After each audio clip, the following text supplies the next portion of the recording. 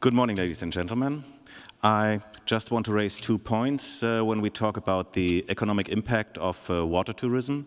And one is, how is our market? How are the boats? What are the boats in the market?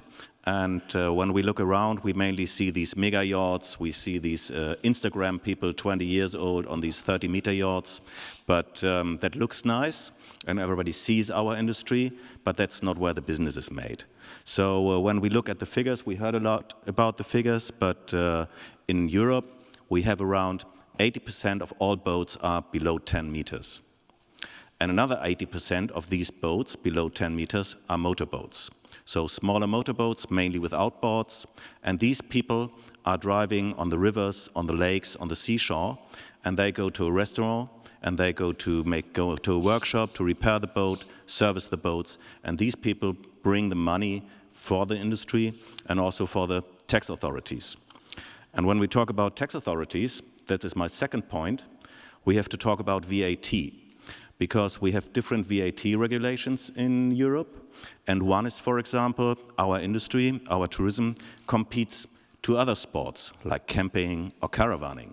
And when you look at camping, you have the right in Europe to have a reduced VAT rate. And when you have a camping place, you just pay the lowered VAT rate. But when you have a mooring in a harbor, thank you. When you have a mooring in the harbor, you pay the high VAT rate. In Germany, for example, we have 19% VAT, but for the camping place, you just have 7%. And nobody knows why. Because for the people who do their holiday or making their hobby, it's the same. They just want to be somewhere outside, they want to enjoy their free time, and we have to attract people to come to our industry.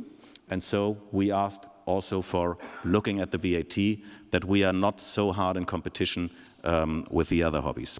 The other point is the VAT for the yachts. We have many bigger vessels who are more than half a year outside of Europe, and in some areas they are tax-free or VAT-free, but in some areas not. And we also ask that we have one level in Europe, so when you are more outside the EU, like other goods or people, you have to be free of VAT.